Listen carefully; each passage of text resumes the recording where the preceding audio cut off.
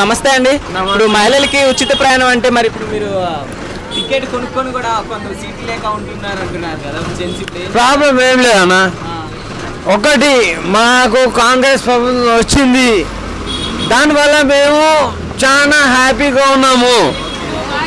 So చాలా హ్యాపీగా ఉన్నాం. కాంగ్రెస్ ప్రభుత్వం గురించి మేము ఎన్నో ఏళ్ళ సంది తలాడుతాం, కానీ కేసీఆర్ అన్నీ ఇస్తా ఇస్తా ఇస్తా అంటుండు, కానీ ఏమి ఇవ్వలేదు. ఏమి ఇచ్చిండు? ఏమి మా రేవంత్ అన్న వచ్చిండు, ఇచ్చిండు. 6 పథకాలు అన్నారు. సోనియా గాంధీ అమ్మ, రాహుల్ గాంధీ అన్న, వీళ్ళు ఢిల్లీ నుంచి గల్లీ దాకా తిరిగిన వాళ్ళం కాబట్టి రేవంత్ అన్న మనకి ఇచ్చిండు. నిన్న పోయినా అన్నతో కలిసిన ఫోటో దిగిన. మామూలుగా ఎట్లా ఉంది ఇప్పుడు ఇక్కడ? మామూలుగా ఇప్పుడు మగవారికి కూడా ఉచిత ప్రయాణం ఇవ్వాలని కోరుకుంటున్నారు కదా, మీకు ఎట్లా అనిపిస్తుంది అన్న? ఇప్పుడు ఒకటి కాంగ్రెస్ ప్రభుత్వంలో ఇప్పుడు బడ్జెట్ లేదు, అంతా నాకేసిండు కేసీఆర్, అందుకుంటే ఆడ హాస్పిటల్ ఉన్నాడు. సో రేవంత్ అన్నగా ఏం లేదు, ఉన్నది గుంజుతుండు.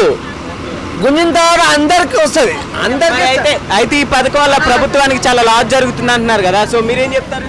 సో ఈ పథకం వల్ల ప్రభుత్వానికి కొంచెం లాస్ జరుగుతుంది అంటున్నారు కదా. లాస్ ఎంత చేస్తానా? కేసీఆర్ మొత్తం నాకేసిన తర్వాత లాస్ ప్రాఫిట్ ఉంది.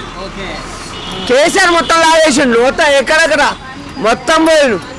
అన్న పోయాడు, రేవంత్ అన్న పోయాడు, పోయేసి మొత్తం చూసిండు, మొత్తం చెక్ చేసిండు. కొన్ని కోట్ల స్కామ్ జరిగింది. కేసీఆర్, కేటీఆర్, కవిత. సో 50 కోట్ల స్కామ్. నిక్కమే అవసరమే ఉంది కవితకి, ఎంపీ. ఆమె ఉండాలి. సో ఆమె చేసిన తప్పు, ఆమె జరిపేశాం. అన్నా రేవంత్ అన్న, నేను చందు పంజాగుట్ట చందు అన్నా, నువ్వు వచ్చావు మన సాలన, నీ దయతో అందరు భక్తులు. నువ్వు ముందుకుండు, కాలు ముందుకుండు, నీ వెనుక మొత్తం ఉంటుంది. జై కాంగ్రెస్.